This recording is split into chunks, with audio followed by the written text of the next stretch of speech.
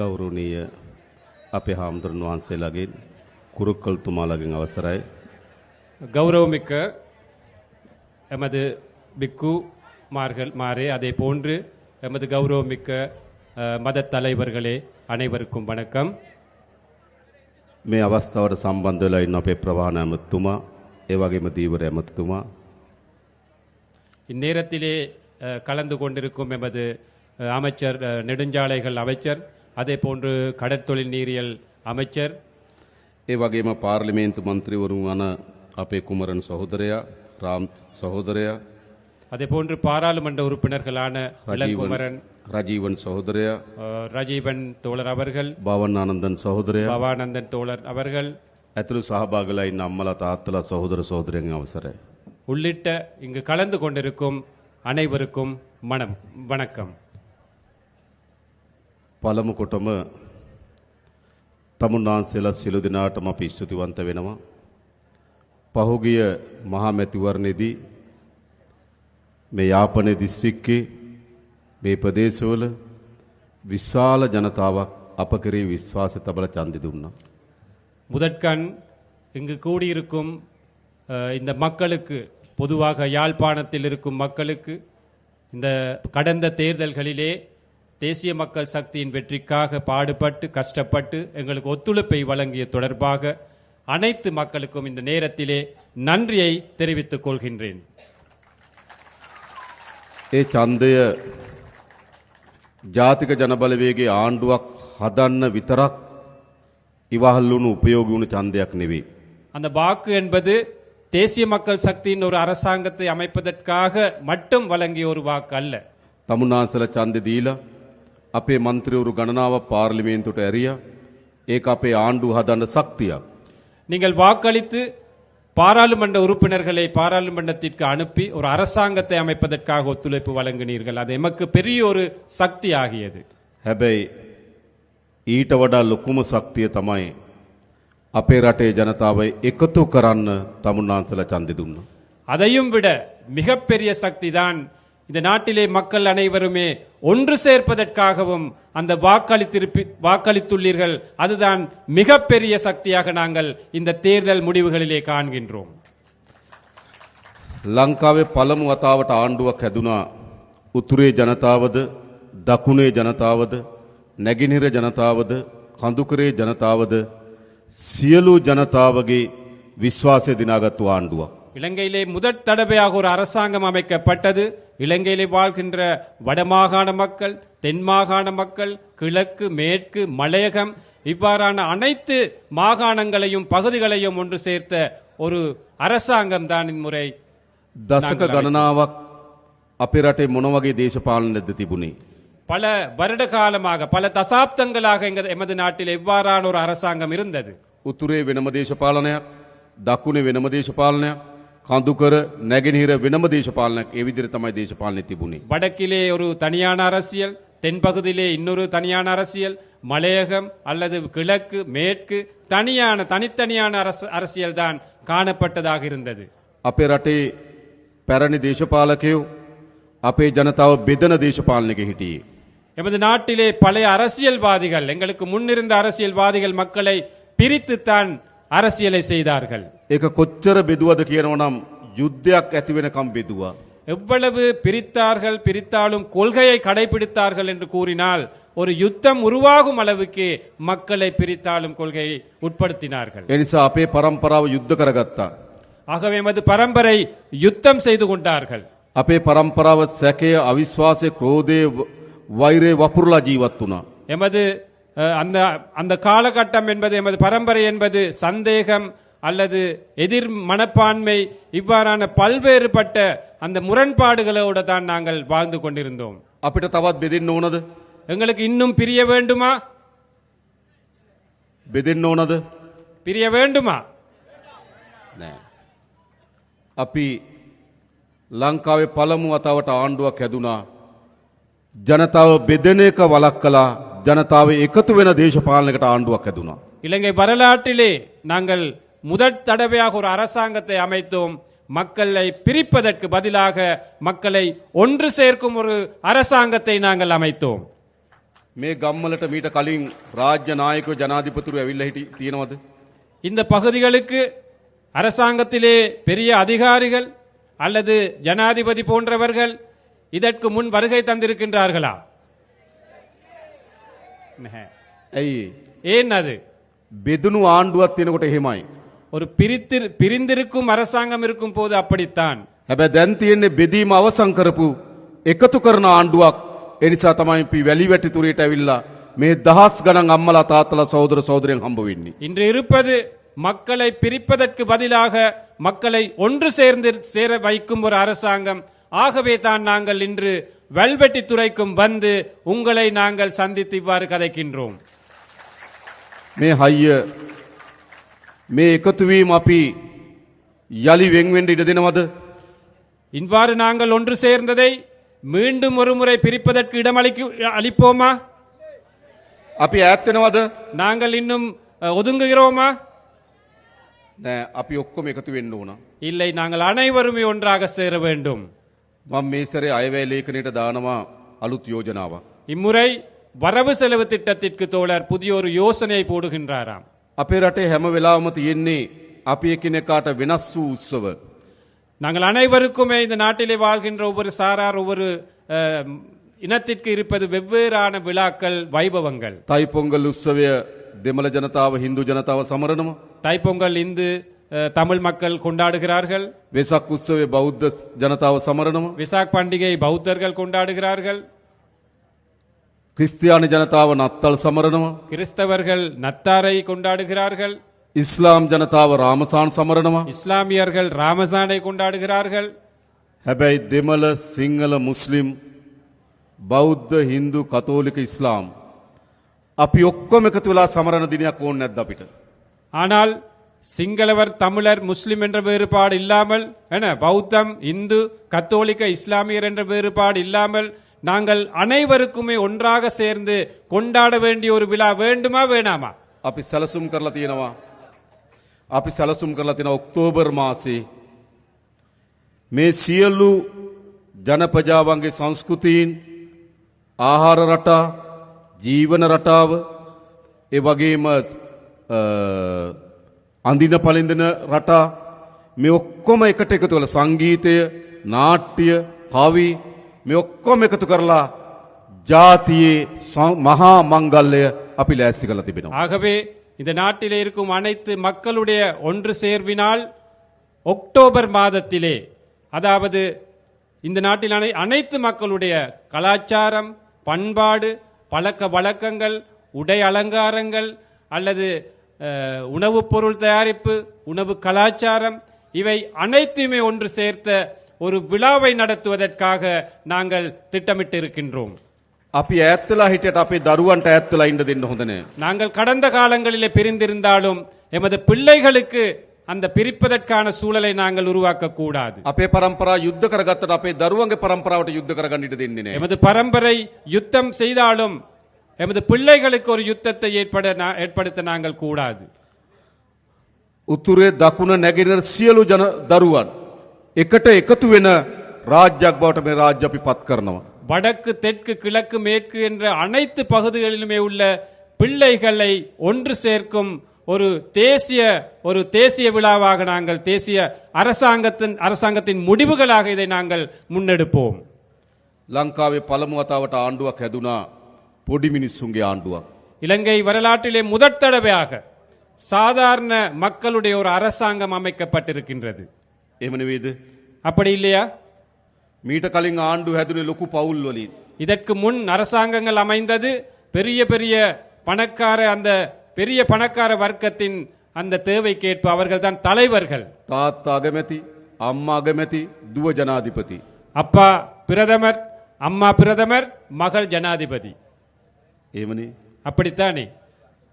අයියා ජනාධිපති, මල්ලි ජනාධිපති. அண்ணாவும் ஜனாதிபதி, தம்பியும் ஜனாதிபதி. මාමා ජනාධිපති, බෑනත් ජනාධිපති. மாமா ஜனாதிபதி, மருமகன் ஜனாதிபதி. පහුගේ ජනාධිපති ඡන්දෙදි උත්සාහ කරා ජනාධිපතිවරුන්ගේ දරුවෝ දෙන්නෙකුත් ජනාධිපති වෙන්න.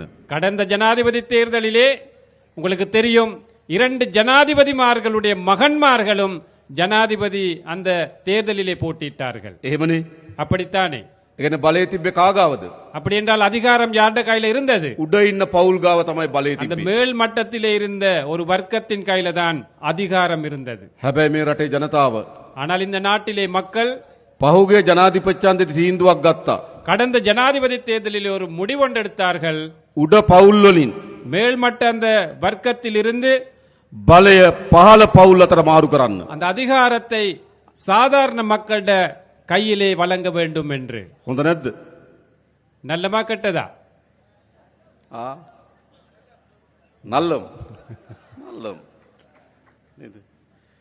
දැන් අපිට තියෙන මොකද්ද? இப்போ எங்கள் முன்னூர் இருக்கும் දැන් හදලා තියෙනවා පොඩි මිනිස්සුන්ගේ ආණ්ඩුවක්.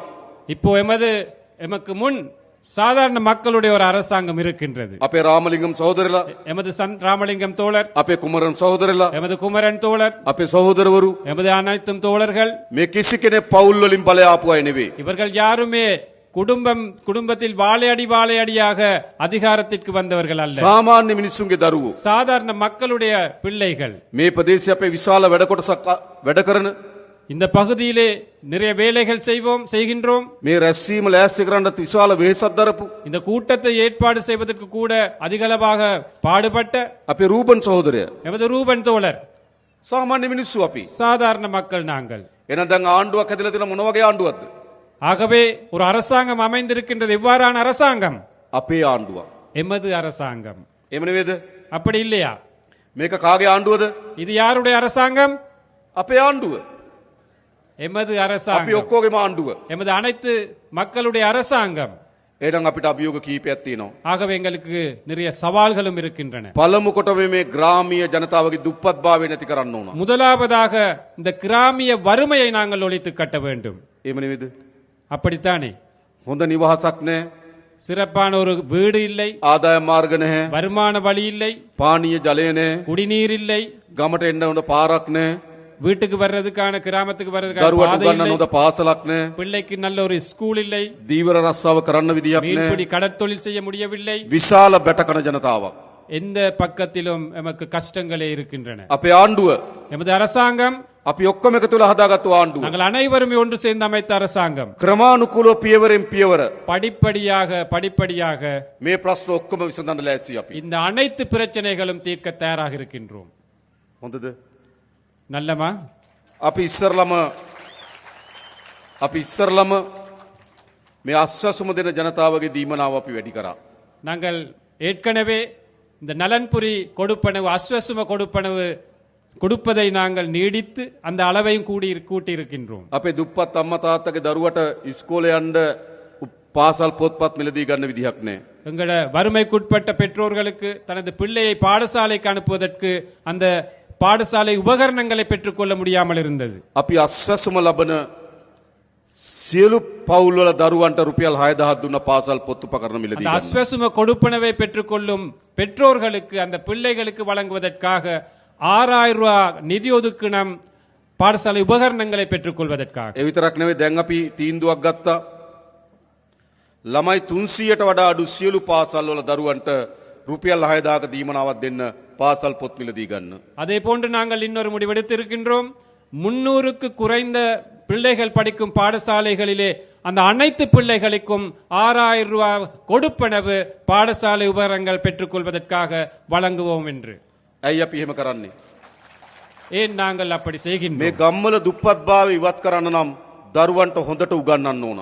இந்த கிராமங்களிலே, இந்த பகுதிகளிலே வறுமையை ஒழித்து கட்ட வேண்டுமானால் பிள்ளைகளுக்கு நாங்கள் சிறப்பான கல்வியை கொடுக்க வேண்டும், வழங்க வேண்டும். එනිසා තමුන්නාන්සලා මහන්සි වෙන දරුවන්ට උගන්වන්න. ஆகவே நீங்களும் உங்களோட பிள்ளைகளுக்கு படிப்பிப்பதற்காக ஒத்துழையுங்கள், செயற்படுங்கள். දුප්පත්භාවයෙන් අපි මිදමු, දරුවන්ට උගන්වමු. வறுமையிலிருந்து நாங்கள் மீளுவோம், பிள்ளைகளை படிக்க வைப்போம். අපි තීන්දුවක් අරන් තියෙනවා සියලු පාසල්වල ගුරු පුරප්පාඩු ඉවත් කරලා විශේෂයෙන්ම මේ අවුරුද්දේ අපි අලුතෙන් ගුරුවරු බඳව ගන්නවා පුරප්පාඩු වලට. அதே போன்று நாங்கள் இன்னொரு முடிவெடுத்திருக்கின்றோம். அனைத்து பாடசாலைகளிலும் ஆசிரியர் பற்றாக்குறையை நிவர்த்தி செய்து புதிய ஆசிரியர்களை நாங்கள் நியமனம் வழங்கி அவற்றுக்கு பெற்றுக்கொண்டு சிறப்பான இந்த கல்வியை முன்னுக்கு கொண்டு போவதற்காக. අපේ දිසාපතිතුමා ඉන්නවා, එතුමා දන්නවා ගුරු හිගේ තියෙන පාසල් අපිට කියන්න අපි ගුරුවරු එවන්නම්. எமது மாவட்ட செயலாளர் இருக்கின்றார் இங்கே. நீங்கள் கூறுங்கள், ஆசிரியர் பற்றாக்குறையுள்ள பாடசாலைகள் எங்கே இருக்கின்றன என்று நாங்கள் ஆசிரியர்களை நாங்கள் அனுப்புகின்றோம். ඒ විතරක් නෙවෙයි අපේ යාපනයේ පුස්තකාලේ තවත් දියුණු කරන්න ඕන. அதே போன்று எமது யாழ் நூலக சாலை இன்னும் நாங்கள் அபிவிருத்தி செய்ய வேண்டும். ඒ සඳහාත් මේ සර ඇවැලේකෙන් අපි සල්ලි වෙන් කරනවා. அதற்காகவும் நாங்கள் இந்த வரவு செலவு திட்டத்திலே நிதி ஒதுக்கீடு செய்கின்றோம். ගම්වල අපිට යන්න තියෙන හොඳම පාර අධ්‍යාපනය. ஆகவே இந்த கிராமத்திலே எமக்கு இருக்கின்ற சிறப்பான வழிதான் இந்த கல்வியை நாங்கள் மேம்படுத்த வேண்டும். අපි ළමුන් 250ට අඩු සියලු පාසල් වල දරුවන්ට සපත්තු ගන්න රුපියල් 3000ක් දෙනවා. 250 மாணவர்களுக்கு குறைவாக உள்ள அனைத்து பாடசாலைகளிலும் படிக்கும் மாணவர்களுக்கு சப்பாத்துக்களை வாங்குவதற்காக 3000 ரூபாய் காசு நாங்கள் ஒதுக்குகின்றோம். අර පාසල් වලින් ආහාර දෙන ළමයිට එක වේලකට දුන්න රුපියල් 60යි ඒක අපි 100 දක්වා වැඩි කරනවා. பாடசாலையிலே உணவு வழங்கிய பாடசாலையில் உங்களுக்கு தெரியும் 60 ரூபாய் மட்டும்தான் ஒரு பிள்ளைக்கு ஒதுக்கப்பட்டிருந்தது. அந்த 60 ரூபாவை 100 ரூபாய் வரை நாங்கள் அந்த அளவை அதிகரிக்கின்றோம். චීන රජය අපිට එකඟ වෙලා තියෙනවා සියලු දරුවන්ට නොමිලේ ලබන අවුරුද්දේ ඇඳුම් ලබා දෙන්න. சீன அரசாங்கம் ஒத்துக்கொண்டிருக்கின்றார்கள். இந்த வருடத்திலே வழங்கியதை போன்று அடுத்த வருடத்திலும் பாடசாலை சீருடைகளை இலவசமாக வழங்குவதற்கு. ඒ නිසා අපි වැඩිම වෙහෙස දරනවා දරුවන්ට උගන්වන්න. ஆகவே நாங்களும் மிகவும் கஷ்டப்படுகின்றோம் பிள்ளைகளின் கல்வி தரத்தை உயர்த்துவதற்காக. ලෑස්තිරි දරුවන්ට උගන්වන්න. நீங்கள் தயாரா பிள்ளைகளை படிப்பிப்பதற்கு? අපි සහාය දෙන්නම්. நாங்கள் ஆதரவு கொடுக்கின்றோம். ඒ විතරක් නෙවෙයි අලුත් දරුවන්ට අපි රස්සා දෙන්නත් උනා. அதே போன்று புதிதாக படித்து வெளியேறும் பிள்ளைகளுக்கு மாணவர்களுக்கு நாங்கள் தொழில் வாய்ப்புகளையும் வழங்க வேண்டும். අපි සැලසුම් කරලා තියෙනවා මේ යාපනයේ දිස්ත්‍රික්කේ අලුතෙන් කර්මාන්ත පුර 3ක් ඉදි කරන්න. அதே போன்று நாங்கள் எதிர்பார்க்கின்றோம் இந்த வட மாகாணத்திலே புதிய தொழில் பேட்டைகள் கைத்தொழில் மையங்கள் 3 அமைப்பதற்கு. කංකසන්තුරේ காங்கேசன்துறை, පරන්තන් பரந்தன், සහ මාංකුලම් மாங்குளம் අලුත් කර්මාන්ත පුර 3ක් ඇති කරනවා. 3 புதிய தொழில் பேட்டைகள் அல்லது பொருளாதார மையங்களை நாங்கள் அமைக்க திட்டமிட்டிருக்கின்றோம். අපි විදේශගත ශ්‍රී ලාංකිකයන්ට ආරාධනා කරනවා වගේ ආයෝජනය කරන්න එන්න කියලා. நாங்கள் அழைக்கின்றோம் வெளிநாடுகளில் இருக்கும் இளைஞர்களுக்கு, புலம்பெயர் இளைஞர்களுக்கு அவற்றில் முதலீடுகள் செய்ய வாருங்கள் என்று. වැඩියෙන්ම මේ පළාත් වල ජීවත් වෙන තරුණයන්ගේ අපේක්ෂාව රට අත්හැරලා යන එක. இங்கிருக்கும் இளைஞர்களுடைய எதிர்பார்ப்பும் இந்த நாட்டை விட்டு வெளியேறுவதுதான் எதிர்பார்ப்பாக இருக்கின்றது. ඇයි රස්සාවක් නැහැ? ஏன் சரியான ஒரு தொழில் இல்லை. අපි කර්මාන්ත පුර ටික හදන්නම් ඕගොල්ලන්ගේ දරුවන්ට රස්සා ටික හොයලා දෙන්න. நாங்கள் அந்த தொழில் மையங்களை, கைத்தொழில் மையங்களை அமைக்கின்றோம் உங்களுக்கு தொழில் வாய்ப்புகளை பெற்றுக் கொள்வதற்காக. ඒ වගේම මේ අවුරුද්දේ අපි රජයේ පුරප්පාඩු පුරවන්නත් බලාපොරොත්තු වෙනවා. அதே போன்று இந்த வருடத்தில் நாங்கள் அரச துறையில் இருக்கும் வெற்றிடங்களை நிரப்புவதற்கும் எதிர்பார்க்கின்றோம். විශේෂයෙන්ම අපි අපේ පොලිසිය වල විශාල හිගයක් තියෙනවා දෙමළ භාෂාව කතා කරන අය. எமது போலீஸ் துறை எடுத்துக்கொண்டால், காவல்துறை எடுத்துக்கொண்டால் மிகப்பெரிய வெற்றிடம் ஒன்று இருக்கின்றது. தமிழர்கள் அந்த போலீஸ் துறையிலே குறைவாகத்தான் இருக்கின்றார்கள். අපි මේ අවුරුද්දේ පොලිසියට අලුතෙන් 2000ක් බඳවා ගන්න බලාපොරොත්තු වෙනවා. දෙමළ තරුණයන්ට අපි ආරාධනා කරනවා පොලිසියට බැඳෙන්න කියලා. நாங்கள் எதிர்பார்க்கின்றோம் கிட்டத்தட்ட 2000 பேர் போலீஸ் துறைக்கு இணைத்துக் கொள்வதற்காக நாங்கள் இங்கிருக்கும் தமிழ் இளைஞர்களை நாங்கள் அழைக்கின்றோம். போலீஸ் துறையிலே நாங்கள் இணைந்து செயல்படுவோம் என்று. මොකද කියලා ලෑස්තිද? நீங்கள் தயாரா පොලිසියට බැඳෙන්න? போலீஸில் இணைவதற்கு? ஓம். ඕම්.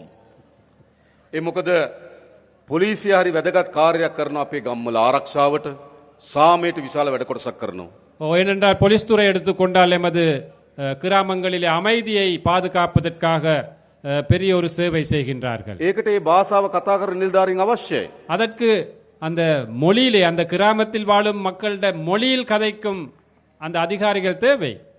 ඒ වගේම මේ පළාත් වල වේගයේ මත්ද්‍රව්‍ය පැතිරෙමින් යනවා.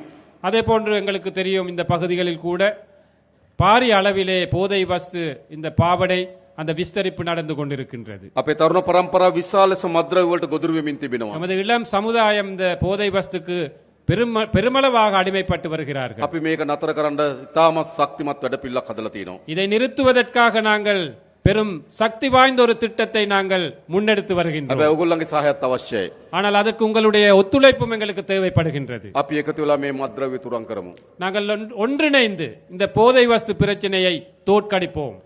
ඒ වගේම අපි දන්නවා විශාල ඉඩම් ගැටලුවක් තියෙනවා මේ යාපනයේ ජීවත් වෙන ජනතාවට. அதே போன்று இந்த யாழ் மாவட்டம் அல்லது வடமாகாணத்தை எடுத்துக்கொண்டால் காணி பிரச்சனை என்பது பெரிய ஒரு பிரச்சனையாக இருக்கின்றது. අපේ ප්‍රතිපත්තිය எமது கொள்கை ජනතාවගේ ඉඩම් ජනතාවට ලබා දිය යුතුයි. எமது கொள்கை மக்களுடைய காணியை மக்களுக்கு வழங்க வேண்டும் என்பது. ආරක්ෂාවට සංවර්ධනයට ආණ්ඩුවට ඉඩම් පවරා ගැනීමේ අයිතිය තියෙනවා. பாதுகாப்புக்கு அபிவிருத்திக்கு காணியை எடுத்துக்கொள்ளும் உரிமை அரசாங்கத்துக்கு இருக்கின்றது. ඒත් බොරුවට ඉඩම් තියාගෙන ඉන්න බෑ. ஆனாலும் பொய்யுக்கு காணியை அரச தரப்பிலே வைத்துக் கொள்வது தவறு. අපි දන්නවා තාමත් පවුල් විශාල 1500කට ආසන්න ප්‍රමාණයක් නේද? 1500කට වැඩි ප්‍රමාණයක් තාමත් අවතන් කඳුරු වල ඉන්නවා. எங்களுக்கு தெரியும் இன்னமும் கிட்டத்தட்ட 1500 පවුල්. குடும்பங்கள் இன்னமும் அகதி முகாம்களில் அல்லது இடம்பெயர் முகாம்களிலே வாழ்கின்றார்கள். පුද්ගලයන් நபர்கள் மன்னிக்கணும்.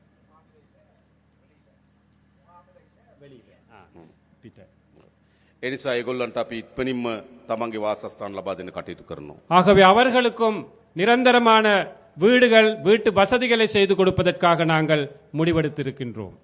අපි ඉඩම් ගැටලුව විසඳන්න. நாங்கள் காணி பிரச்சனை தீர்க்கின்றோம். ඒ විතරක් නෙවෙයි ගම්වල அது மட்டுமல்ல, கிராம மட்டத்திலே විශාල ලෙස පාරවල් කඩා වැටලා තියෙන්නේ. நிறைய பாதைகள் போக இயலாத ஒரு நிலையில இருக்கின்றன. ගම් වතුර නිසා හානි වුණා. வெள்ளப்பெருக்கு பிரச்சனை இருக்கின்றது. කාලයක් තිස්සේ නඩත්තු නොකරපු නිසා හානි වෙලා நீண்ட තියෙනවා. நாட்களாக அந்த பாதையை பராமரிக்கவில்லை. අපි අද දිස්ත්‍රික් සංවර්ධන කමිටුව කැඳෙව්වා. நாங்கள் இன்று மாவட்ட அபிவிருத்தி குழு கூட்டத்தை கூட்டினோம். ඒදී අපි මාර්ග සංවර්ධන අදාළ නිලධාරීන්ගෙන් ඇහුවා කීයක් ඕනද පාරවල් හදන්න, මේ අවුරුද්දේ හදන්න පුළුවන් ගාන කියන්න.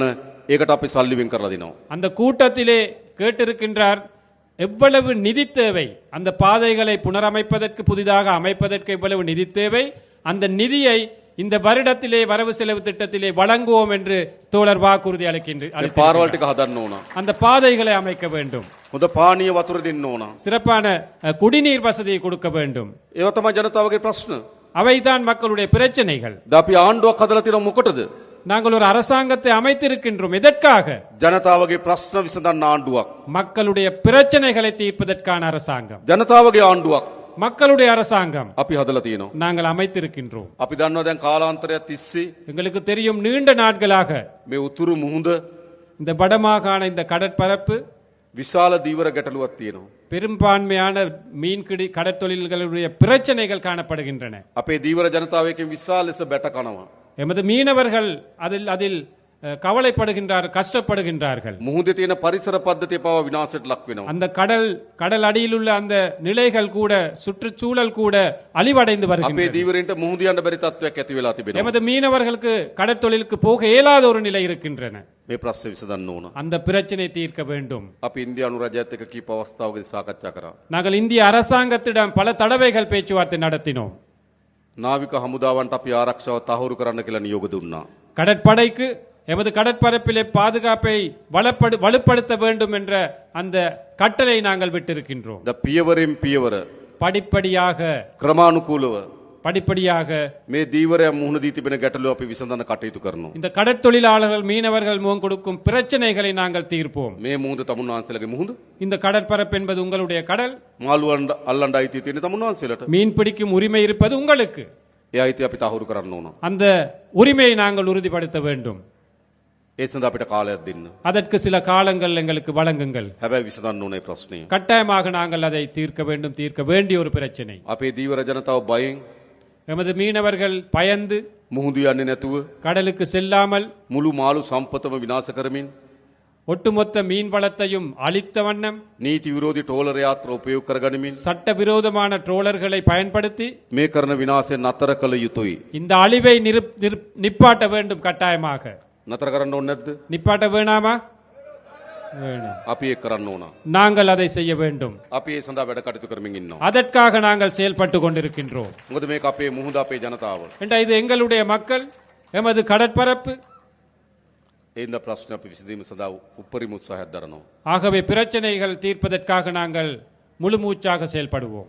ඒ වගේම පහුගිය මැතිවරණයේදී அதே போன்று கடந்த தேர்தலிலே ජනතාවගේ විශාල උවමනාවක් තිබුණා மக்களுடைய மிகப்பெரிய ஒரு எதிர்பார்ப்பாக இருந்தது අපේ රටේ මේ දේශපාලන සංස්කෘතිය වෙනස් කරන්න. எமது நாட்டிலே இந்த அரசியல் கலாச்சாரத்தை மாற்றி அமைக்க வேண்டும் என்று. අපේ රටේ දේශපාලනය තිබුණේ எமது நாட்டில் அரசியல் இருந்தது මහජනයාට වඩා උඩින් ඉන්න දේශපාලනයක්. மக்களை விட மேலாக இருக்கும் அரசியல் தான் எமது நாட்டிலே காணப்பட்டது. මහජනයාත් එක්ක සමීප දේශපාලනයක් නෙවෙයි. மக்களுடைய நெருக்கம் ஒன்று இருக்கவில்லை. නායකයෝ ඉන්නේ ජනතාවට වඩා උඩින්. தலைவர்கள் இருப்பது மக்களை விட மேலாக. මහජනයාගේ ධනෙ විශාල ප්‍රමාණයක් පාලකයෝ නාස්ති කරනවා. உங்களுடைய வரிப்பணத்தை அதிகாரிகள் எவ்வளவு வீணாக்கினார்கள். විශාල ප්‍රමාණයක් හොරකම් කරනවා. அதிகளவானதை களவெடுத்தார்கள், திருடினார்கள். අපි ඒක නතර කරපු ආණ්ඩුවක්.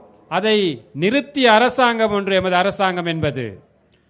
මේ කංකසන්තුරෙත් හදලා තියෙනව නේද ජනාධිපති මන්දිරය? வெல்வெட்டித்துறை அல்லது காங்கேசன் துறையிலையும் இருக்குதானே ஜனாதிபதி மாளிகை ஒன்று. දැකලා තියෙනව නේද? கண்டிருக்கிறீங்களா? மயிலெட்டி මයිලිටි ප්‍රදේශයේ තියෙනවා. ඔව්.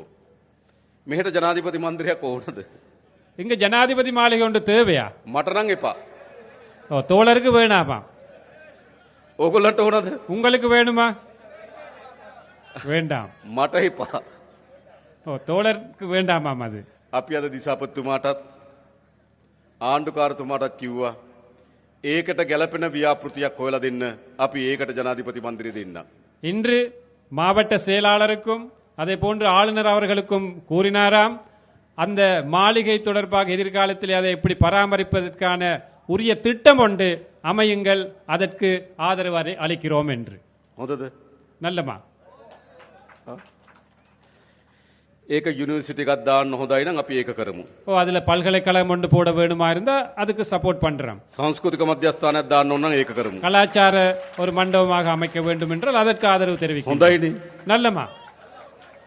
මෙහෙ විතරක් නෙවෙයි නුවරඑළිය මාලිගයටත් අපි ඒක කරනවා. இங்கு மட்டுமல்ல, நுவரெலியாவிலும் இருக்கு, அதற்கும் அப்படித்தான் செய்வோம். අනුරාධපුරයකටත් ඒක කරනවා. அனுராதபுரத்தில் இருக்கும், அதற்கும் அப்படித்தான் செய்வோம். මයියංගනයකටත් ඒක කරනවා. மையாங்கனையில் இருக்கு ஒன்று, அதற்கும் அப்படித்தான் செய்வோம். කතරගමයකටත් ඒක කරනවා. கதிர்காமத்தில் இருக்கு, அதற்கும் அப்படித்தான் செய்வோம். මේ හැමතැනම ජනාධිපති මන්දිර. அனைத்து இடங்களிலுமே ஜனாதிபதி மாளிகைகள். அவர் අවතාර කියලා ෆිල්ම් එකක් තිබ්බ නේද? அவதார் என்ற ஒரு படம் இருந்துச்சு, பாத்தீங்களா? අවතාර කමලහාසන් නේ. කමලහාසන් හිටියේ නේද අවතාර? அவதார் ඈ? அவதாரம் අවතාරම්. දස අවතාරම්. தசாவதாரம். ඒ වගේ තමයි ජනාධිපතිත්. නේද? එක එක ස්වරූපයෙන් ඉන්න එක එක මාලිගා. தசாவதாரம் மாதிரி என்ன, ஒவ்வொரு மாளிகைகள் ஒவ்வொரு ஒரு விதமாக இருக்கிறது தான் அதுகளை அமைச்சிருக்கு. අපි ඒක වෙනස් කරනවා. அதை நாங்கள் மாற்றி அமைப்போம். හොඳයිනේ. நல்லந்தானே? රයිට්. ඇයි ඒ? ஏன் அது? මහජනයාගේ දෙන මෙච්චර නායකයෝ නාස්ති කරන්න හොඳ නෑ. மக்களுடைய பணத்தை வீணாக்க கூடாது இந்த தலைவர்கள். මහජනයාගේ ධනය නායකයෝ මෙච්චර වියදම් කරන්න හොඳ නෑ. மக்களுடைய பணத்தை இந்த அரசியல் தலைவர்கள் இவ்வாறு செலவழிக்க கூடாது. අපි දුප්පත් රටක්. நாங்கள் வறுமைக்குட்பட்ட ஒரு நாடு, ජනතාවත් දුප්පත්. மக்களும் வறுமைக்குட்பட்டவர்கள். නායකයා தலைவர் දසවදාර. தசாவதாரமாக இருக்கின்றார். හොඳද? நல்லமா அது? ඒ දේශපාලන වෙනස් වෙන්න ඕනේ නැද්ද? அந்த அரசியல் மாறணுமா வேணாமா? අන්න ඒ දේශපාලන අපි වෙනස් කරලා තියෙනවා. அந்த அரசியலை நாங்கள் மாற்றி இருக்கின்றோம். මේ දේශපාලන තමයි අපේ රට ඕන. இந்த அரசியல் தான் நமக்கு தேவைப்படுவது. ඒ නිසා අපේ රට ගොඩනැගීමේ දිශාවට අපි පය තබලා තියෙනවා. ஆகவே இந்த நாட்டை அபிவிருத்தி செய்யும் அந்த பயணத்தை நாங்கள் ஆரம்பித்திருக்கின்றோம். විශේෂයෙන් මේ උතුරු පළාත ඉලක්ක කරගත්තු සංවර්ධන සැලසුම් ගණනාවක් අපි සැලසුම් කරලා තිබෙනවා. விசேடமாக இந்த வடமாகாணத்தை இலக்காக வைத்த பல்வேறு அபிவிருத்தி திட்டங்களை நாங்கள் முன்னெடுக்க මම திட்டமிட்டிருக்கிறோம். කලින් කිව්වා වගේ කර්මාන්ත කලාප 3ක් ஏற்கனவே கூறியதை போன்று தொழில் மையங்கள் 3, ඒ වගේම සංචාර කර්මාන්තය දියුණු කරන්න සැලසුමක්. அதே போன்று சுற்றுலாத்துறை வளர்ப்பதற்கான திட்டம், ඒ වගේම අපි හඳුනාගෙන තියෙනවා මේ උතුරු පළාතේ පොල් වගා කරන්න පුළුවන් අක්කර 40000ක් තියෙනවා කියලා. அதே போன்று நாங்கள் கண்டறிந்திருக்கின்றோம் இந்த வடமாகாணத்திலே தென்னை பயிர் செய்யக்கூடிய 40,000 ஏக்கர் காணிகள் இருக்கின்றது என்று. මේ අයවෙන් අපි ඒකට සල්ලි වෙන් කරනවා. இந்த வரவு செலவு திட்டத்திலே அதற்காகவும் நாங்கள் நிதி ஒதுக்கீடு செய்கின்றோம். වගා කරන්න කැමති අයට அதில் பயிரிடக்கூடிய அந்த விருப்பமானவர்களுக்கு පොල් පැල දෙන தென்னம்பிள்ளைகள், බිම සකස් කරගන්න මුදලක් දෙන அந்த நிலத்தை செய்வதற்கான பணம், පොහොර දාන්න මුදලක් දෙනන් අපි. பசலையிடுவதற்காக நிதி நாங்கள் வழங்குவோம். ඔගොල්ලෝ වගා කරන්න. ලෑස්තිද? நீங்கள் பயிரிட விருப்பமாக இருந்தால் நாங்கள் அவற்றை வழங்க தயாராக இருக்கின்றோம். වගා කරන්න ඕන. தென்னை பயிற்சியை நாங்கள் අපි முன்னெடுக்க ඔක්කොම வேண்டும். එකතු වෙලා මේ රට හදන්න ඕන. நாங்கள் அனைவருமே ஒன்றிணைந்த இந்த நாட்டை கட்டியெழுப்ப வேண்டும். මම දන්නවා මේ උතුරු පළාතේ ජනතාව எனக்கு தெரியும் இந்த வடமாகாணத்திலே உள்ள மக்கள், විශාල ලෙස කුස්කර්මාන්තයට විහිසෙන ජනතාවක්. கணிசமான மக்கள் விவசாயத்துறையில் ஈடுபடுகின்றார்கள். හැබැයි නිසි මිලක් නැහැ. ஆனால் சரியான விலை இல்லை, නිසි සැලැස්මක් නැහැ. சரியான ஒரு திட்டம் ஒன்று இல்லை. එඳ ගොවි ජනතාව මූණ දී තින ගැටලු වලට අපි විසඳුම් හොයන්න. அவ்வாறு விவசாயிகள் முகம் கொடுத்திருக்கும் பிரச்சனைகளுக்கும் நாங்கள் தீர்வு வழங்குவோம். මේ වන විටත් අපි පොහොර සානාධාර රුපියල් 25,000 දක්වා වැඩි කරා. ஏற்கனவே நாங்கள் பசலை மானியத்தை 25,000 ரூபாய் வரையும் நாங்கள் அதிகரித்தோம். අපිට ඕන ජනතාවගේ ජීවිතය උසස් කරන්න. எமக்கு தேவை சாதாரண மக்களுடைய வாழ்க்கை தரத்தை உயர்த்த வேண்டும். ගොඩක් අපේ මේ ගැටුම් පිටිපස්සේ තියෙන්නේ. நாம் முகம் கொடுக்கும் கணிசமான பிரச்சனைகளுக்கு பின்னால் இருப்பது, ගොඩක් මේ යුද්ධ පිටිපස්සේ තියෙන්නේ. கணிசமான இந்த யுத்தங்களுக்கு பின்னால் இருப்பது ආර්ථික ප්‍රශ්නයක් තියෙන වැඩිපුර. பொருளாதார பிரச்சனை தான் கூடிய பாகம் இருக்கின்றது. එඳ මේ ආර්ථික ප්‍රශ්නට අපි උත්තර හොයන්න ඕන. ஆகவே இந்த பொருளாதார துறை வளர்க்கும் அந்த பிரச்சனைகளுக்கு தீர்வு காண வேண்டும். ඒකට අපි සැලසුම් හදලා තියෙනවා. அதற்கு நாங்கள் திட்டங்களை அமைத்திருக்கின்றோம். ඒ වගේම භාෂාව. அதே போன்று மொழி உரிமை. අපි ප්‍රධාන වශයෙන් සිංහල දෙමළ භාෂාව කතා කරන ජන කණ්ඩායම් දෙකක් ඉන්නවා. பிரதானமாக இந்த நாட்டிலே தமிழ், சிங்களம் என்ற மொழிகளை கதைக்கும் மக்கள் இருக்கின்றோம். ඒ හැම පුරවැසියෙකුටම அந்த அனைத்து பிரஜைகளுக்கும் තමන්ගේ භාෂාවෙන් රාජ්‍යත් එක්ක ගනුදෙනු කරන තියෙන අයිතිය හදන්න ඕන. தனது தாய்மொழியிலே அரசாங்கத்துடன் தொடர்பு கொள்ளும் அந்த உரிமையை ஏற்படுத்த வேண்டும். තමන්ගේ භාෂාවෙන් පොලිසියට ගිහලා පැමිණිල්ලක් කරන්න අවස්ථාව තියෙන්න ඕන. தனது தாய்மொழியிலே போலீஸுக்கு போய் ஒரு முறைப்பாட்டை செய்வதற்கான உரிமை இருக்க வேண்டும். ඒ නිසා මේ භාෂාවෙන් ඇති වී තිබෙන අසමානතාවය අපි විසඳිය යුතුයි. ஆகவே இந்த மொழி ரீதியாக இந்த பிரிவினை நாங்கள் இல்லாதொழித்து ஒழிக்க வேண்டும். ඒ නිසා තමයි මං කලින් කිව්ව ඔබගේ දරුවන් පොලිසියට බන්ධන්න. ஆகவே தான் முதல்ல சொன்னார் தோழர், உங்களுடைய இந்த இளம் சக்திகள் போலீஸ் துறையில அந்த අපි சேருங்கள் என்று. ඊළඟ රජයේ රස්සාවලට ගන්නකොට ඔබගේ දරුවන් ඒවට බැඳින්න. அரச துறையில் ஆட்களை சேர்க்கும் போது உங்களோட பிள்ளைகளை அவற்றுக்கு இணையுங்கள். ඒ දෙමළ භාෂාවෙන් කතා කරන රාජ්‍ය සේවයක් අපිට අවශ්‍යයි. ஏனென்றால் தமிழ் மொழியிலே கலந்து அந்த கதைக்கும் அரச துறை ஒன்று எங்களுக்கு இந்த வடக்கிலே தேவைப்படுகின்றது. ඒක අපි හදන්න සැලසුම් කරලා තියෙනවා. அதை அமைப்பதற்கு நாங்கள் திட்டமிட்டு இருக்கின்றோம். ඒ වගේ ඊළඟ වැදගත් அதே போன்று இன்னொரு முக்கியமான விஷயம், අපේ ආගමික අයිතීන් පිළිබඳ සාධාරණත්වයක් තියෙන්න ඕන. எமது மத ரீதியான உரிமைகள் எங்களுக்கு பெற்றுக்கொள்வதற்கான அந்த சூழல் அமைய வேண்டும். මෙතන අපේ නායක හාමුදුරුවෝ වැඩ සිටිනවා. எமது நாயக்க தேரர் அவர்கள் இருக்கின்றார்கள். අපේ කුරුක්කොල් තුමාලා වැඩ සිටි. எமது குருக்கள் அவர்கள் வருகை தந்திருக்கின்றார்கள். අපි අතර ගැටුමක් තියෙන්න ඕනද? எமக்கிடையே ஒரு போட்டி, முரண்பாடு ஒன்று இருக்கணுமா? ආගම අපේ විශ්වාසය. மதம் என்பது எமது எதிர்பார்ப்பு, நம்பிக்கை. එක්කෙනෙකුට කියන්න බෑ උඹ ඒ විශ්වාසය අත්තරපන් කියලා. யாருக்குமே வற்புறுத்த இயலாது அந்த நம்பிக்கையை கைவிட வேண்டும் என்று. ඒ එකිනෙකාගේ විශ්වාසය අපේ විශ්වාසයට ගරු කරන්න ඕන. அந்த ஒவ்வொரு நபர்களுடைய நம்பிக்கைக்கும் நாங்கள் நம்பிக்கையோடு செயல்படணும். අපි අපේ රටේ යලි எமது நாட்டில் மீண்டும் ஒரு முறை ආගම්වාදී மத ரீதியான முரண்பாடு, ජාතිවාදී இன ரீதியான முரண்பாடு, ගැටුමක් වර්ධනය වෙන්න ඉඩ දෙන්නේ ஒரு නෑ. முரண்பாடு ஏற்படுவதற்கு நாங்கள் இடமளிக்க மாட்டோம். පහුගිය දවස්වල கடந்த காலங்களிலே එවැනි ජාතිවාදී සටන් පාට අරගෙන කට්ටි ඉස්සරහට එන්න පටන් ගත්තා. அவ்வாறான இன ரீதியான கோஷங்களை எழுப்பிக் கொண்டு சிலர் முன்னுக்கு வந்தார்கள். අපි ජාතිවාදී වපුරන අයට நாங்கள் இனவாதத்தை தூவுவர்களுக்கு නීතිය උපරිමයෙන් ක්‍රියාත්මක කරනවා. சட்டத்தை உயர்ந்த பட்சத்தில் நாங்கள் நடைமுறைப்படுத்த நடவடிக்கை எடுப்போம். අපිට තවත් ජාතිවාදී ඕනද? எங்களுக்கு இன்னும் இனவாதம் வேண்டுமா? අපිට ආගම්වාද ඕනද? எங்களுக்கு மதவாதம் வேண்டுமா? ඒව අවශ්‍ය නෑ. அவை எங்களுக்கு தேவையில்லை. නිසා යලි ජාතිවාදයට ආගම්වාදයට අපේ රටේ අපි ඉඩ දෙන්නේ නෑ. மீண்டும் ஒரு முறை இந்த இனவாதத்திற்கு மதவாதத்திற்கு நாங்கள் இடமளிக்க மாட்டோம். අපේ දරුවන් ආයේ ගැටුම්කාරී රටක් හදන්නේ නෑ අපි. අපේ දරුවන්ට ආපහු ගැටුම්කාරී රටක් හදන්න ඉඩ දෙන්නේ නෑ අපි. எமது பிள்ளைகளுக்கு மீண்டும் இனவாத, மத ரீதியான மதவாத ஒரு முருகல் நிலை ஏற்படுத்த நாங்கள் இடமளிக்க மாட்டோம். ඒ පිළිබඳ අපි සැලසුම් හදලා තියෙනවා. அதற்கான திட்டங்களை நாங்கள் ඊළඟ அமைத்திருக்கிறோம். අපි එකිනෙකාගේ සංස්කෘතිය වෙනස්කම් තිබෙනවා. அதே போன்று எமது கலாச்சாரங்களிலே பல்வேறு வித்தியாசங்கள் ඒවට காணப்படுகின்றன. අපි ගරු කරන්න ඕන. அவற்றுக்கு நாங்கள் மதிப்பளிக்க வேண்டும். අපේ දරුවියන් ඉන්නවා. எமது பிள்ளைகள் ඒට ආවේනික සංස්කෘතියක් එක්ක. அதற்கே தனித்தான ஒரு கலாச்சாரம் இருக்கின்றது. ලස්සන නැද්ද මේ දරුවන්? இந்த பிள்ளைகள் எடுத்துக்கொண்டால் எவ்வளவு அழகாக இருக்கின்றார்கள். ලස්සනයි අපිට.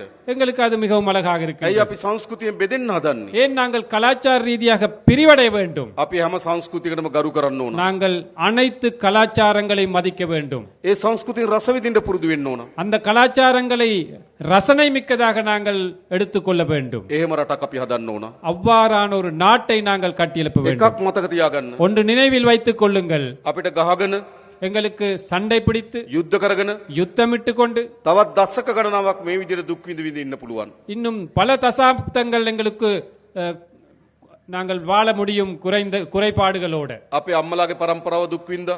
எமது பெற்றோர்களுடைய பரம்பரை கஷ்டப்பட்டார்கள். අපේ පරම්පරාව දුක් විඳා. நாங்கள் எமது பரம்பரை கஷ்டப்பட்டோம். මේ ගැටුම් යුද්ධ හදාගෙන අපිට ඕන නම් අපේ දරුවන්ගේ පරම්පරාවත් යුද්ධයකට තල්ලු කරන්න இந்த පුළුවන්. முரகல் நிலை யுத்தங்களை ஏற்படுத்தி எமது இந்த பிள்ளைகளுடைய பரம்பரையும் எங்களுக்கு தேவை என்றால் கஷ்டமான ஒரு நிலைக்கு கொண்டு போகலாம். ඒ නිසා අපිට ගහගෙන මරාගෙන ඇන කොටාගෙන රටකට ඉස්සරහට යන්න බෑ. ஆகவே சண்டை பிடித்து முரண்பட்டு இவ்வாறு ஒரு நாட்டுக்கு முன்னுக்கு போக இயலாது. අපේ රට ඉස්සරහට යන්නෙම எமது நாடு முன்னுக்கு போவதாக இருந்தால் අපි අතර සමගිය හැදුනොත් විතරයි.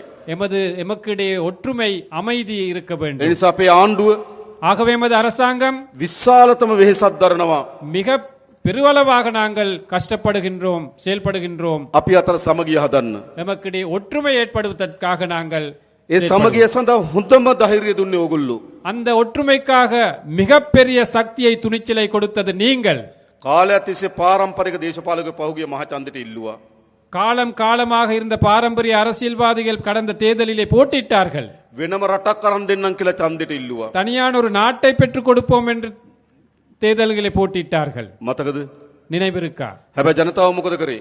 ஆனால் மக்கள் என்ன செய்தார்கள்? වෙනම රටක් දෙන්නම් කියපු අය, தனியான நாட்டை பெற்றுக் கொடுப்போம் என்று පවුල් වලින් கூறியவர்களை, දේශපාලනය කරපු අය, குடும்ப வாயிலாக அரசியல் செய்தவர்கள் ඒ අය ප්‍රතික්ෂේප කරලා அவர்களை நிராகரித்து விட்டு මේ යාපනයේ දිස්ත්‍රික්කයේ අපිට ජයග්‍රහණය අරන් දුන්නා. இந்த யாழ் மாவட்டத்திலே எமக்கு வெற்றிகளை பெற்றுக் கொடுத்தார்கள். ඒකෙන් කියන්නේ මොකද්ද? இதன் செய்தி என்ன? இதனால் கூறுவது என்ன? ජනතාව කැමති එකතු වෙන්න. மக்கள் அனைவருமே ஒன்றாக சேர்ந்து வாழ விருப்பம். ජනතාව ගාව ජාතිවාදේ නෑ. மக்கள் மத்தியிலே இனவாதம் இல்லை. ජනතාව ගාව ආගම්වාදේ නෑ. மக்கள் மத்தியிலே மதவாதம் இல்லை. හැබැයි දේශපාලකයා ගාව තියෙනවා. ஆனால் அரசியல்வாதிகள் மத்தியிலே இருக்கின்றது அந்த அனைத்தும். ඕකයි ප්‍රශ්නේ උනේ. அதுதான் பிரச்சனையாக இருந்தது. උතුරෙත් දකුණෙත් வடக்கிலும் தெற்கிலும் දේශපාලකයන්ගේ පැවැත්ම උනේ ජාතිවාදය. அரசியல்வாதிகள் இருப்பாக காணப்பட்டது இனவாதம். දැනුත් නැවත නැවත දකුණේ හිසෝසවන්න උත්සාහ කරනවා. மீண்டும் தென்பகுதியிலே இனவாதம் தலை தூக்க சில செயற்பாடுகள் போகின்றன. දේශපාලකට ජාතිවාදය ඕන. அரசியல்வாதிகளுக்கு இனவாதம் தேவை. ජනතාවට ඕන ජාතිවාදය. மக்களுக்கு இனவாதம் தேவையா? ජනතාවට ඕනද? மக்களுக்கு தேவையா? අපිට ඕන මොකද්ද? எங்களுக்கு தேவை என்ன? ජාතික සමගිය ඕන. தேசிய ஒற்றுமை தேவை எங்களுக்கு. අපි එකතු වෙමු. நாங்கள் அனைவரும் ஒன்று சேருவோம். ආණ්ඩුවක් හදලා තියෙනවා. ஒரு அரசாங்கத்தை அமைத்திருக்கின்றோம். අපි ඔක්කොගේම ආණ්ඩුවක්. எமது அனைத்து மக்களுடைய ஒரு அரசாங்கம். මේ වැලිවැටතුරේ இந்த வெல்வெட்டி துறையில் මේ ජනතාවට වඩා இந்த மக்களை விட වෙනස් පවුල් වලින් අපි ආණ්ඩුව හදපු අය නෙවෙයි. வேறு குடும்பங்களால குடும்ப பின்னணிகளால் அரசாங்கத்தை அமைத்தவர்கள் அல்ல நாங்கள். අපි තමුන්වහන්සේලා වගේමයි. நாங்களும் உங்களை மாறித்தான். නැද්ද එහෙම? அப்படி இல்லையா? එහෙම නේද?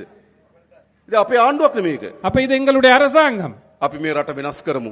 நாங்கள் இந்த நாட்டை மாற்றி அமைப்போம். අලුත් යුගයකට ගෙන යමු. புதிய ஒரு யுகத்திற்காக ඒ நாங்கள் නිසා கொண்டு போவோம். තමුන්වහන්සේලා අපි කරේ තිබුණු විශ්වාසය ஆகவே எம் மீது வைத்த நம்பிக்கை අපි බිඳින්නේ නැහැ. நாங்கள் ஒருபோதும் சிதைக்க மாட்டோம். මතක තියාගන්න. நினைவில் வைத்துக் கொள்ளுங்கள். හැමදාම අපේ රටේ දේශපාලකයෝ எப்பொழுதும் எமது நாட்டு அரசியல்வாதிகள் ජනතාවගේ විශ්වාසය බිඳිනවා.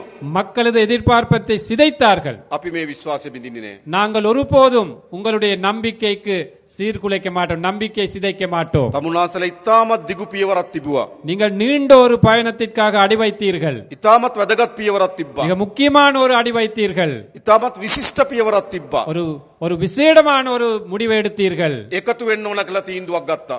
ஒன்று சேர வேண்டும் என்ற அந்த முடிவை எடுத்தீர்கள். බෙදුන එක ඇති කියලා තීන්දුවක් ගත්තා. பிரிந்தது காணும் என்ற முடிவை எடுத்தீர்கள். පෞගිය මහමැතිවරණ ප්‍රතිඵල වලින් පෙන්වන්නේ මොකද්ද? கடந்த பாராளுமன்ற தேர்தல் பெருபேரில் காட்டுவது என்ன? බෙදනව වෙනකොට එකතු වෙන්න ඕන කියලා. பிரிப்பதற்கு பதிலாக நாங்கள் ஒன்று சேர வேண்டும் என்பது. එකතු කරන්න අපිට පුළුවන් කියලා විශ්වාසය හැදුවා. அதை இணைக்க எமக்கு முடியும் என்ற நம்பிக்கை ஏற்படுத்தினீர்கள். අපි ඒ විශ්වාසය රකින්නවා. அந்த நம்பிக்கையை நாங்கள் பேணுவோம். මේ රටේ හොරකම නතර කරනවා. இந்த நாட்டின் ஊழலை திருட்டை நாங்கள் நிறுத்துவோம். නාස්තිය නතර කරනවා. வீண் விரயத்தை நிறுத்துவோம். හොරකම් කරපු අයට දඬුවම් දෙනවා. திருடியவர்களுக்கு தண்டனை கொடுப்போம். මොකද කියන්නේ? என்ன சொல்றீர்கள்? ඕනද නැද්ද? நல்லமா கெட்டதா? ඕනද නැද්ද? தேவையா இல்லையா? අවශ්‍යයි.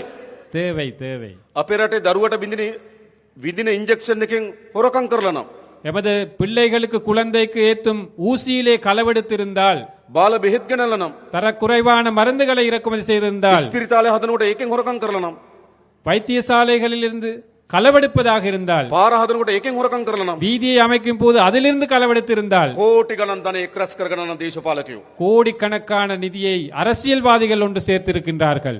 ඒ ගැන පරීක්ෂණ කරන්න ඕනේ නැද්ද? அது தொடர்பாக விசாரணை நடத்த வேண்டுமா வேண்டாமா? දඬුවම් දෙන්න ඕනේ නැද්ද? தண்டனை வழங்க வேண்டுமா வேண்டாமா? අන්නේ දඬුවම් දෙන ආණ්ඩුව තමයි ජාතික ජනබලවේගයේ ආණ්ඩුව. அவ்வாறு தண்டனை வழங்கும் அரசாங்கம் தான் தேசிய மக்கள் சக்தி அரசாங்கம். දැන් දූෂණයට සම්බන්ධ වෙන අය එක්කම එකතු වෙලා இப்போது அந்த ஊழல் மோசடிகளிலே தொடர்புடைய அனைவரும் ஒன்று சேர்ந்திருக்கின்றார்கள். පහුගිය මැතිවරණ වේදිකාවේදී கடந்த அரசியல் மேடையிலே ගොඩක් වේදිකාවලට බෙදිලා හිටියා. பல மேடைகளிலே பிரிந்திருந்தார்கள்.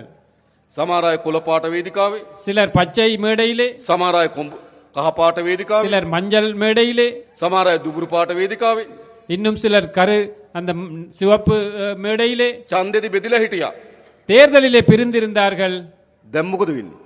இப்போ என்ன நடக்குது? අන්න ඊයේ සාකච්ඡා තියලා එකතු වෙන්න நேற்று அவர்கள் கலந்து ஆலோசிக்கின்றார்கள் ஒன்று சேர்வதற்காக. බලනකොට කවුද? யார் அதில் இருப்பவர்கள்? එක්කෙනෙක් මහ බැංකුවට ගහලා, ஒருவர் மத்திய வங்கியை கொள்ளையடித்தவர், තව කෙනෙක් ඕස්ට්‍රේලියාවේ සුද්දෙක් රවට්ටලා, இன்னொருத்தர் ஆஸ்திரேலியாவில் ஒரு வெள்ளை அந்த குடிமகனை ஏமாத்தியவர், තව කෙනෙක් කනිත් තෙල් වලින් ගහලා. இன்னொருத்தர் எரிபொருளால களவெடுத்தவர். දැන් මොකද වෙලා තියෙන්නේ? இப்போ என்ன நடந்திருக்கின்றது? ඒගොල්ලෝ ඔක්කොම එකතු වෙලා මොකටද? இந்த அனைவரும் ஒன்று சேர்ந்து இருக்கிறார்கள். எதற்காக? බේරෙන්න. தப்புவதற்காக, அதிலிருந்து தப்புவதற்காக. හැබැයි ඒගොල්ලෝ එකතු වුණාට ජනතාව අපි එකතු වෙලා ඉන්න තාක්කල් ඒගොල්ලන්ට මේ වැඩේ කරන්න බෑ. அவர்கள் ஒன்று சேர்ந்தாலும், மக்கள் என்ற அடிப்படையில் நாங்கள் ஒன்று சேர்ந்து இருக்கும் வரையும் அவர்களுடைய எதிர்பார்ப்பை நிவர்த்தி செய்ய முடியாது. ඒගොල්ලෝ උත්සාහ කරන්න එකතු වෙලා පරීක්ෂණ කරන එක නතර කරන්න. அவர்கள் முயற்சிப்பது அவர்கள் ஒன்று சேர்ந்து இந்த விசாரணைகள் நடத்துவதை நிப்பாட்டுவதற்காக. එකතු වෙලා දඬුවම් දෙන එක වළක්වන්න. ஒன்று சேர்ந்து தண்டனை கொடுப்பதை நிப்பாட்டவே அவர்கள் முயற்சிக்கிறார்கள். හැබැයි උඩ ඒගොල්ලෝ එකතු වුණාට அவர்கள் மேல் மட்டத்திலே ஒன்று சேர்ந்தாலும் බිම ජනතාව එකතු වෙලා ඉන්නේ අද මේ ආණ්ඩුවත් එක්ක. கீழ் மட்டத்திலே மக்கள் ஒன்று சேர்ந்திருப்பது இந்த அரசாங்கத்துடன். ඒ නිසා මේ දූෂිතයන්ට දඬුවම් දීමේ වැඩේ අපි කරනවා. ஆகவே நாங்கள் இந்த ஊழல் மோசடியாளர்களுக்கு தண்டனை வழங்கும் அந்த செயற்பாட்டை கட்டாயமாக நாங்கள் முன்னெடுப்போம். අන්න එහෙම ආණ්ඩුවක් මේ හැදිලා තියෙන්නේ. அவ்வாறான ஒரு அரசாங்கம் தான் அமைந்திருக்கின்றது. දැන් එනම් මොකද කරන්න ඕන? ஆகவே இப்போது என்ன செய்ய வேண்டும்? අපි ඔක්කොම එකතු වෙමු. நாங்கள் அனைவரும் ஒன்றாக சேர்ந்து විශ්වාසය තබමු. நம்பிக்கையோட අත්නොහැර ඉස්සරහට යමු. கைவிடாமல் முன்னோக்கி போவோம். අපි හරියට සැලසුම් හදලා நாங்கள் சரியான முறையிலே திட்டமிட்டு අවුරුදු කීපයක් අත්තරින් නැතුව වැඩ කරොත් பல வருட காலமாக நாங்கள் தொடர்ச்சியாக வேலை செய்வோம். අපේ මේ රට දියුණු රටක් බවට පත් කරන්න පුළුවන්. நாங்கள் இந்த நாட்டை ஒரு அபிவிருத்தி அடைந்த நாடாக மாற்றலாம். නැවත දූෂිතයන්ට, மீண்டும் ஊழல் மோசடியாளர்களுக்கு, නැවත හොරුන්ට, மீண்டும் திருடர்களுக்கு, නැවත අපරාධකරුවන්ට மீண்டும் குற்றவியல் செய்பவர்களுக்கு මේ රට ඉඩක් දෙන්න එපා. ஒரு போதும் இடமளிக்க வேண்டாம் இந்த நாட்டிலே. ආයෙ ගේනවද? மீண்டும் ஒரு முறை அவங்களை நாங்கள் ගේනවද? பாராளுமன்றத்துக்கு கொண்டு வருவோமா? නෑ, මේක වෙනස් කරමු අපි. ஆமாம், நாங்கள் இதை மாற்றி அமைப்போம். ඒ වෙනුවෙන් අපි හැමදෙනාම එකතු වෙමු. நாங்கள் அனைவரும் இதற்காக ஒன்றுபடுவோம். ඉතින් අපිට විශාල සතුටක් තියෙනවා. நமக்கு மிகப்பெரிய ஒரு மகிழ்ச்சி இருக்கின்றது. මේ වැලිවැටි තුරේ இந்த வெல்வெட்டி துறையிலே මේ දහස් ගණනක් අම්මලා තාත්තලා එකතු වෙලා இந்த ஆயிரக்கணக்கான பெற்றோர்கள் இணைந்து අපිට සවන් දෙන්න අවිල්ලා තියෙනවා. எம்மை செவிமடுப்பதற்காக අපිට வந்திருக்கின்றீர்கள். කතාබහ කරන්න අවිල්ලා තියෙනවා. எம்மோட கலந்தாலோசிப்பதற்கு வந்திருக்கிறீர்கள். අපි විශ්වාස කරලා තියෙනවා. எம்மை நம்பி வந்திருக்கிறீர்கள். මේක සතුටුයි ගොඩක්. இது மிகவும் மகிழ்ச்சியாக இருக்கின்றது. බොහොම ස්තුතියි හැමදෙනාටම. அனைவருக்குமே மிகவும் நன்றி. நன்றி வணக்கம். நன்றி வணக்கம் என்று கூறிக்கொண்டு தோழர் விடை பெறுகின்றார். ஆகவே இந்த கூட்டத்தின் நிகழ்வுகளுடன் இத்துடன் நாங்கள் முடிவுக்கு கொண்டு வருகின்றோம். இங்கு வருகை தந்த அனைவருக்குமே நன்றி கூறிக்கொண்டு நாங்கள் விடை பெறுகின்றோம். நன்றி, வணக்கம்.